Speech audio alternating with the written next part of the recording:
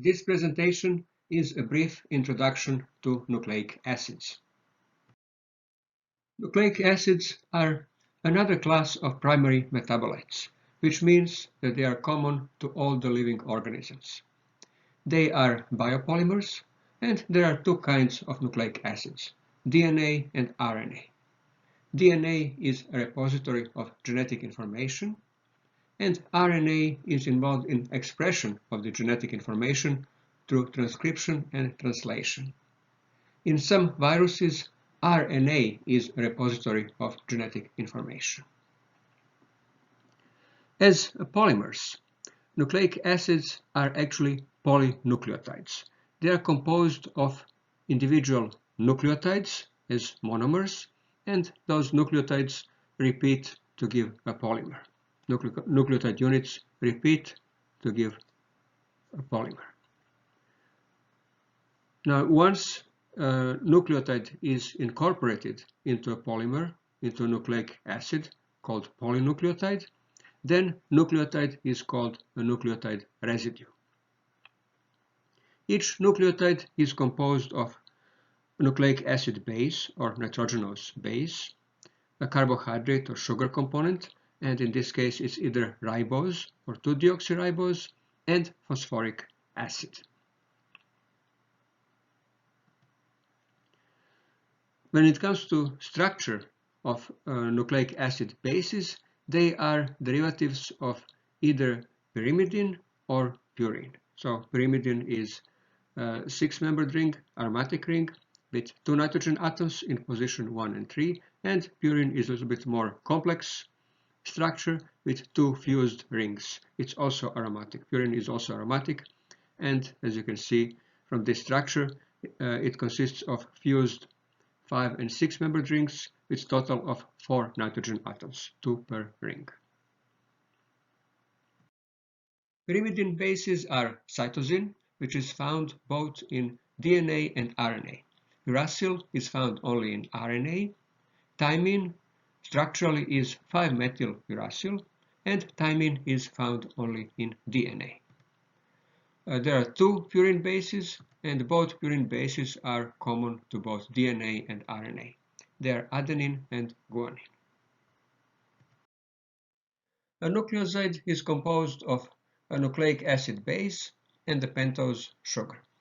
Pentose sugars are only ribose or 2-deoxyribose.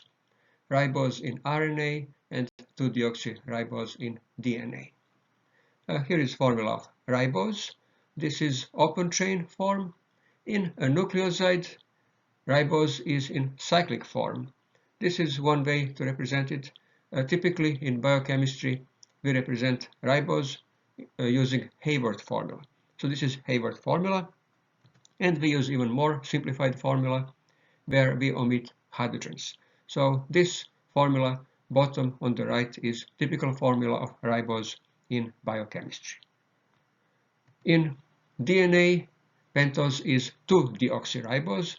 Again, here is open chain formula, and then Hayward formula, and on the right, Hayward formula without hydrogen atoms. Again, formula on the bottom right is the one that we use in biochemistry.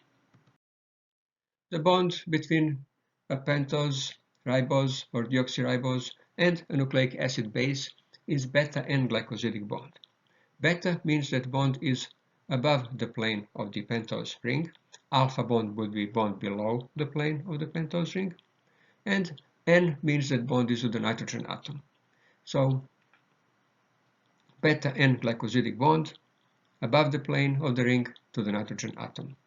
Bond is to the nitrogen 9 of the purine base, as would be the case with adenosine, guanosine, or in case of DNA, that would be 2'-deoxyadenosine or 2'-deoxyguanosine.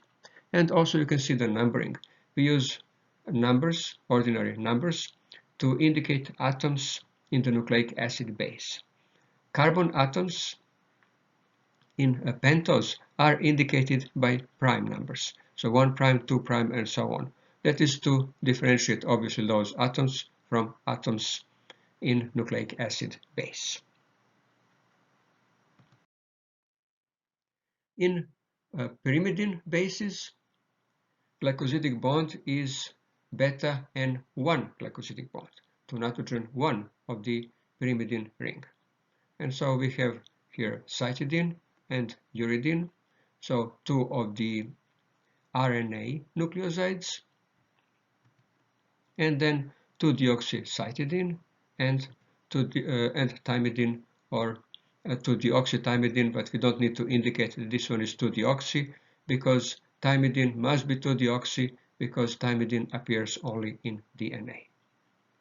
Important physical property of all of these nucleosides is that they are considerably water soluble. They have very high water solubility, and that's due to presence of carbohydrate part, which has obviously a lot of hydroxyl bonds.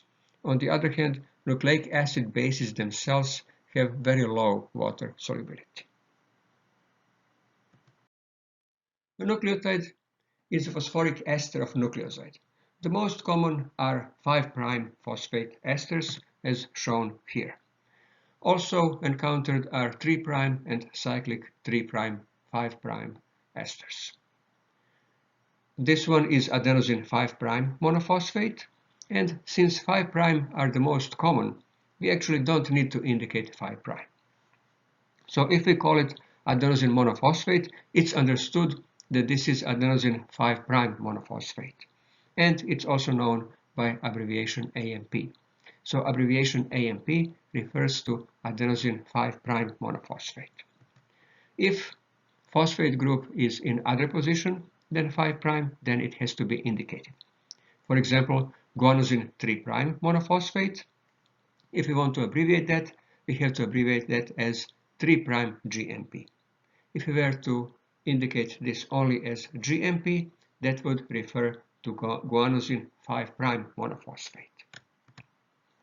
And here is an example of a cyclic phosphate, 3', 5' cyclic adenosine phosphate, or 3', 5' AMP. This compound is a messenger molecule, and it's actually known by abbreviation of as CAMP, as cyclic adenosine monophosphate, or CAMP. Here are some pyrimidine nucleotides, so cytidine 5' monophosphate. Again, CMP means that this is cytidine 5' monophosphate. If phosphate group were in position other than 5', we would have to indicate that. And uridine 5' monophosphate, or UMP.